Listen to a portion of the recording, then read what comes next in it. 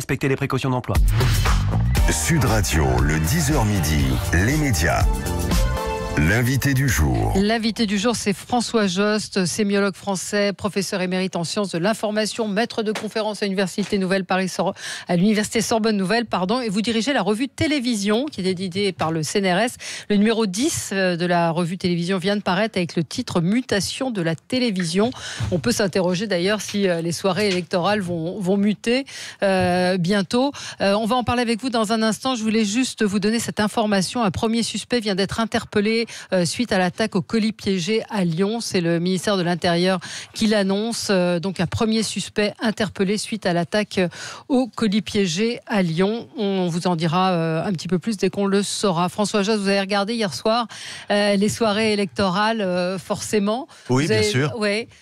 Alors, est-ce que c'est un... Parce qu'on a beaucoup de nos auditeurs qui nous disent, moi j'ai écouté à la radio, à la télé, et j'ai trouvé que les invités souvent étaient meilleurs à la radio, j'ai un peu zappé, et est-ce que c'est pas un exercice qui est un petit peu fini ? Non, je ne crois pas que ça soit fini, personnellement. Je pense que c'est une sorte de communion aussi dont on a besoin. C'est-à-dire que... Et puis, bon, alors c'est vrai qu'il y a toujours des réactions très attendues, donc ça c'est un petit peu lassant. Mais enfin, moi, je rate pas une soirée électorale.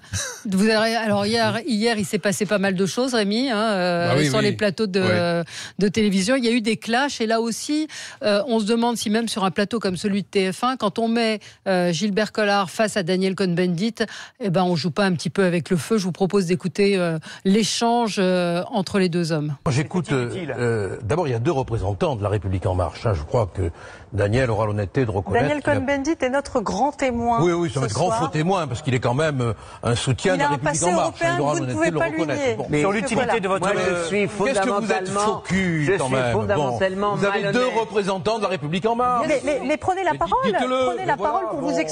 Ce n'est pas la présence qui compte, c'est ce qu'on dit. Allez-y. Tu es de trop. Ah bon, je m'en... Alors, on l'a déjà dit. Monsieur Collard, s'il vous plaît, messieurs. Les faux culs de la politique, ceux qui ont dit que l'élection était un piège à con. S'il vous plaît, monsieur Collard. Monsieur Collard.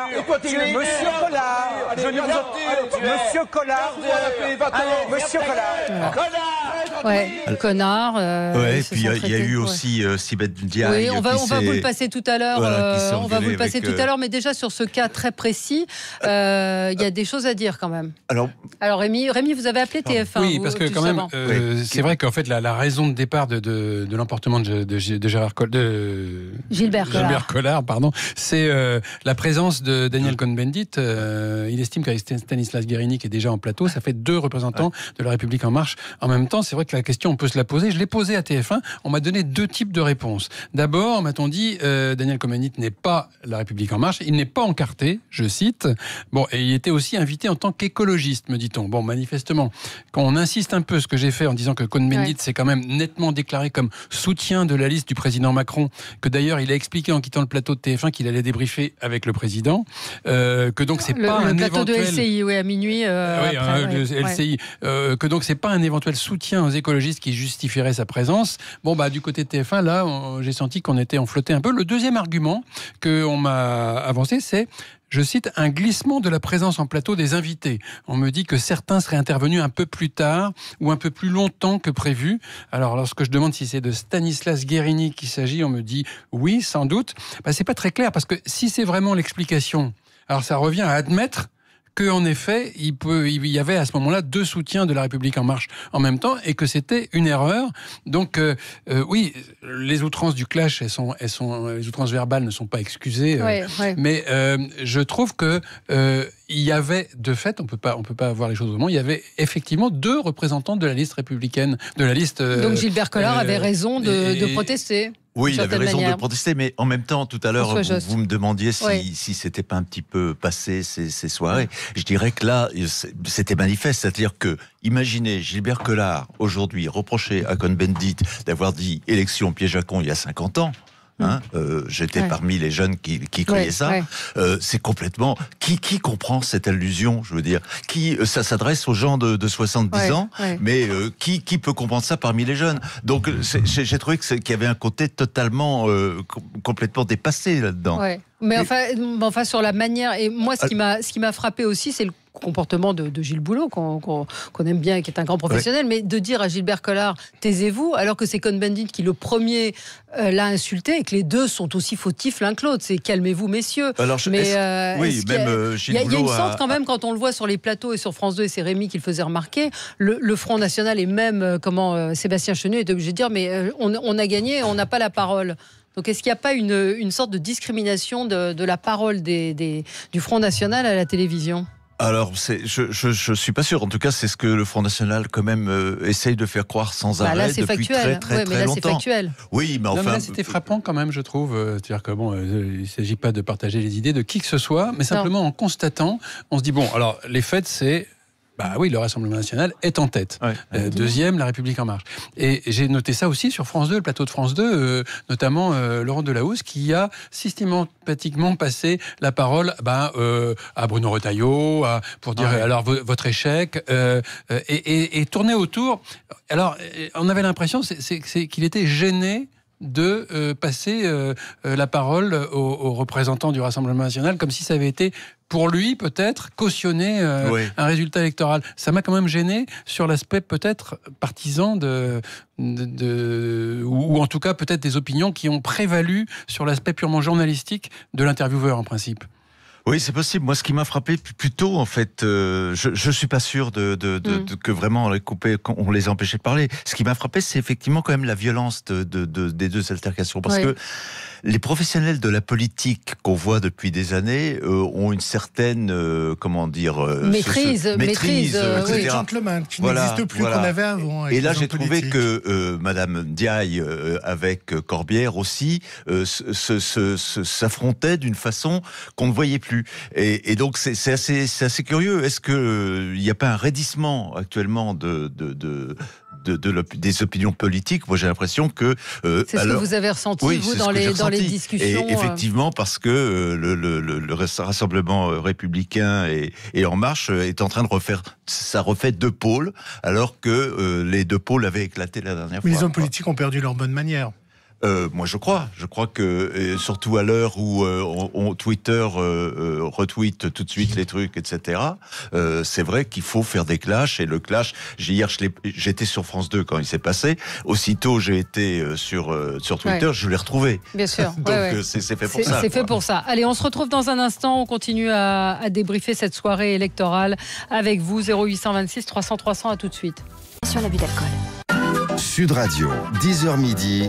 Valérie Expert. Avec vous sur Sud Radio et avec François Jost, sémiologue, professeur à la Sorbonne. Vous êtes également, vous dirigez la revue Télévision. Le numéro 10 vient de paraître, Mutation de la télévision. Vous expliquez ce que vous aviez ressenti hier soir en regardant les plateaux, cette violence, et vous évoquiez le clash entre Sibeth Ndiaye et monsieur Alexis Corbière. Écoutez. Il y a des choses qui ont été réalisées.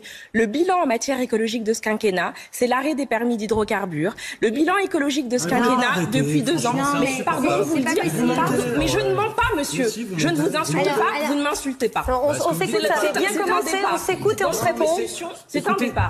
Je ne vous insulte pas, je vous respecte, et vous me respecterez de la même manière, monsieur. Pardon? Mais est-ce qu'on accepte l'idée qu'on vous conteste? Et vous me respecterez. Madame, j'en ai assez de votre langue de bois. J'en ai assez de votre langue de bois.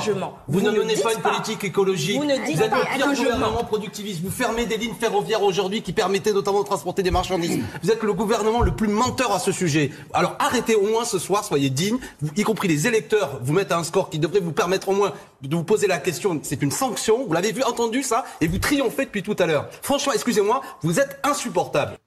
Voilà. Est-ce qu'il n'y a pas toujours eu ça quand même? On a un auditeur qui nous dit mais la politique c'est toujours violent. Oui, ça dépend. Il y a eu les moments de cohabitation ont été au contraire pas du tout violents. Ouais. Là, moi, ce qui me frappe quand même, c'est la provocation pour faire sortir la petite phrase, le buzz. Oui, c'est ça.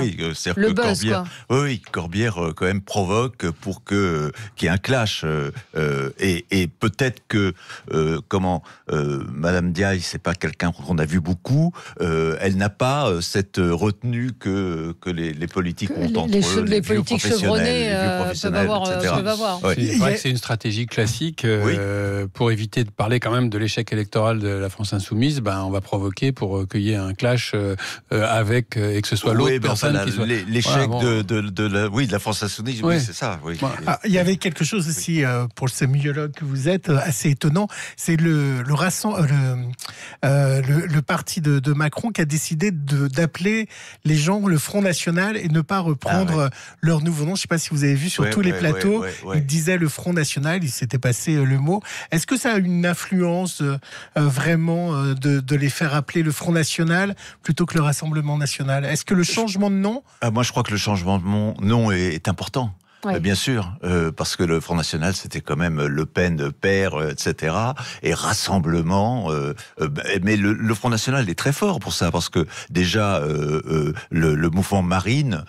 c'était quand même très malin de jouer sur ce prénom et donc oui, je pense que c'est une incidence très forte. Vous vouliez parler des sondages aussi. Effectivement, c'est ce matin, hier soir, déjà le taux de participation, ça a été premier affront pour les sondeurs, et puis ils n'ont pas vu monter la République, Europe Écologie Les Verts, et puis l'effondrement des Républicains. Mais moi, ce qui me frappe, si vous voulez, du point de vue journalistique, c'est comment dire. On dit souvent on refait le match, mais là on fait le match avant qu'il soit fait. C'est-à-dire que Bellamy, à un moment on lui a donné 13%, puis finalement il a 8,5%. Et c'est par rapport aux 13% qu'on lui a donné, mais qui n'ont jamais existé en fait, parce que c'est juste un sondage, qu'on dit il a vraiment raté, etc. Non, on dit aussi qu'il a vraiment raté par rapport au score que faisait l'UMP avant. Oui, bien sûr, mais enfin aussi parce que, rappelez-vous, il y a 2-3 jours, tous les commentateurs disaient Bellamy quand même formidable, il a boosté le Parti républicain, etc. Et en fait, pas du tout.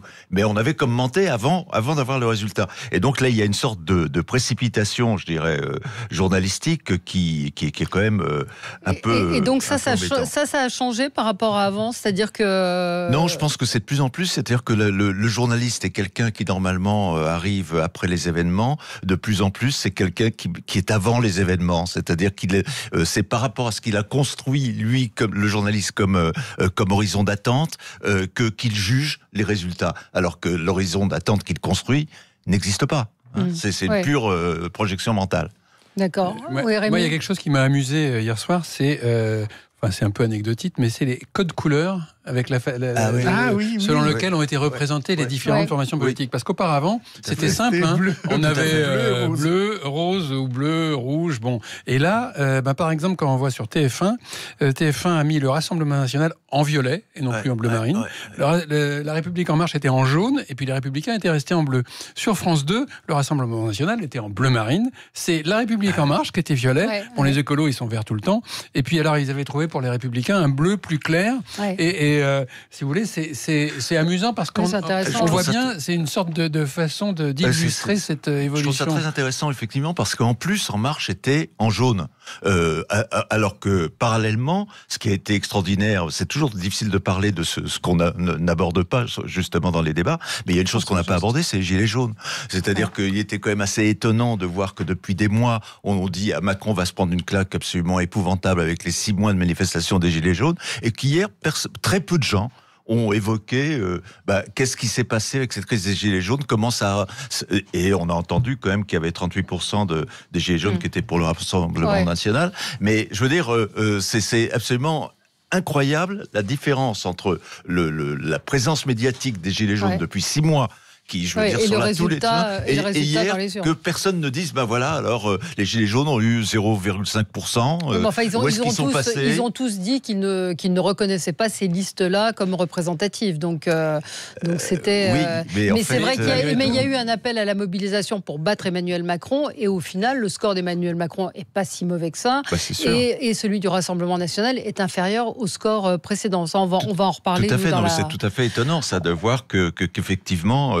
Après 6 mois de manifestations constantes, Macron a à peu près la même chose qu'au premier tour d'élection présidentielle. Je trouve que c'est une surprise. Est-ce que les sondages ont pu influencer ou influencent le vote. C'est Zap qui nous dit ça. Les sondages ne devraient pas exister. Ça influence les gens. Les Français devraient voter pour un programme, pas pour faire partie du groupe le mieux placé ou pour bloquer quelqu'un. Mais le président de la République, le premier, a appelé au vote utile. Donc c'est vrai que les sondages, ça a forcément joué dans la mobilisation et dans le résultat. On nous a dit il y a quelques jours, et je pense que c'était vrai aussi, qu'il y a des gens qui sont passés, par exemple, de la France Insoumise au Rassemblement National. Donc je pense que l'annonce des chiffres, effectivement, joue un rôle, au moins dans la mobilisation. Parce que, à force de nous répéter qu'il y aurait 40% de votants, finalement, il y a quand même pas mal de gens qui se sont dit non, moi, je vais aller voter. Vous pensez que ça, c'est ce qu'on a annoncé, vous pensez que ça aussi, c'est un moteur pour expliquer la forte mobilisation? La forte mobilisation, bien sûr. Oui, moi, je crois, oui, je pense que ça a joué, d'ailleurs. Moi, sinon, j'aurais volontiers pas voté parce que je trouvais pas grand-chose de bon. Mais j'ai été voté parce que je voulais. Bien sûr. Comment vous expliquez l'impression qu'on a que la France Insoumise est très présente dans ce pays, que les Gilets jaunes sont présents, qu'on a comme ça des partis dont on a l'impression médiatiquement qui existent très fort. Il suffit d'aller sur le web pour voir le web et Twitter pour voir la vraie présence de la France Insoumise. Et en fait, finalement, dans les urnes, ils sont absents. Est-ce que c'est dû à leur leader un peu charismatique qui parle plus fort? Je crois que là, réellement, c'est Mélenchon qui a perdu son public très, très largement. C'est-à-dire qu'il a eu les réactions qu'on a mises en avant, je suis sacré, je suis la République, etc. Il y a eu quand même plein de désaffections du leader, comme en plus il y a certains politiques autour de lui qui ont quitté le mouvement en disant qu'il était dictatorial. Je crois que ça n'a pas arrangé ses affaires. Alors, je ne sais pas si vous avez vu, Valérie, aussi, puisqu'on parle de télévision et médias, France 2 a essayé une petite nouvelle machine avec du virtuel. Je ne sais pas si vous avez vu ça, c'était assez... Des petits cubes, exactement, avec, comme un peu dans les films, ils poussaient les images en direct. C'était assez étonnant à voir cette innovation télé. C'est vrai que d'ailleurs, c'est pas le seul endroit. Dans le JT de France 2, il y a quand même des innovations dues à la réalité augmentée. À la réalité augmentée qui sont assez parlante, je dois dire, parce que hier aussi l'animation qu'il y avait avec les petits personnages, qu'est-ce que ça donnerait dans l'assemblée finale, etc. Est-ce qu'on représentait la France par rapport aux autres pays sur la proportion des Français et de ce qu'ils représentaient réellement à l'Europe? Moi, j'ai vu un politique qui a dit en fait que on a beaucoup entendu les politiques parler de la France, mais jamais de l'Europe en fait, et qu'on a tout rapporté à la France, mais jamais des problématiques ou de ce qui était voté à l'Europe. Je crois que c'est totalement vrai. Je pense que c'est totalement vrai et que parfois, alors les journalistes ont aussi accentué ça, c'est-à-dire ils n'ont pas recentré souvent les jours précédents quand France 2 a fait quelque chose dans son JT pour montrer que beaucoup des questions qui étaient évoquées étaient des questions françaises et que l'Europe n'avait aucune incidence dessus. Mais il n'y a pas eu beaucoup de reportages pour le dire. Mais après, il y a d'autres pays, il y a eu pas mal de reportages et de correspondants de pays étrangers qui racontaient que dans leur pays, c'était la même chose. C'était d'abord les enjeux nationaux. C'est quand même très souvent les enjeux nationaux qui ont prévalu dans chacun des pays. Et on se retrouve aujourd'hui avec un Parlement. Non, en fait, ce qui est marrant, c'est qu'on a parlé des analyses essentiellement sur le plan national, avec la recomposition des forces politiques en France. C'est beaucoup moins lisible pour savoir ce qui va se passer au niveau européen. Oui, on voit bien d'ailleurs que les mouvements dits populistes ont gagné un peu partout quand même, ont augmenté. Mais quand on regarde le Parti socialiste aussi. Le Parti socialiste a augmenté parfois, pas en France. Non, pas en France, mais dans les autres pays, ils ont plutôt performé. Mais pas en France, c'est un des seuls pays d'ailleurs. Vous trouvez que TF1 a raison de faire un résultat électoral qui s'arrête à 21h et puis après de passer à autre chose, et que c'est le rôle du service public d'en faire plus? Comment... Ce qui est sûr, c'est que les audiences montrent qu'ils ont eu raison. C'est ce qu'on peut dire. Quant au service public, je pense qu'il est dans son rôle, effectivement, de continuer l'information. Là, il y a pas de... On ne peut pas lui reprocher d'avoir... Ce qui serait intéressant, c'est de savoir demain, Valérie... Les audiences des chaînes. Est-ce que les gens ont plus tendance à aller voir les réactions des uns et des autres sur des chaînes d'infos ou encore davantage sur les chaînes sur France 2? D'après ce que j'ai vu dans les sondages, il me semble que ça a été quand même... que ça a été TF1 qui qui était en tête. Oui, mais en s'arrêtant à 21h. Mais après, sur la suite de la soirée, j'aimerais savoir. Écoutez, on verra. Merci beaucoup François Jost d'être venu ce matin sur Sud Radio. Je rappelle donc le numéro 10 de la revue Télévision, la revue que vous dirigez, vient de paraître. Il est consacré aux mutations de la télévision et Dieu sait si elle mute cette télévision. C'est passionnant. Merci à vous. Merci à vous. On se retrouve dans un instant.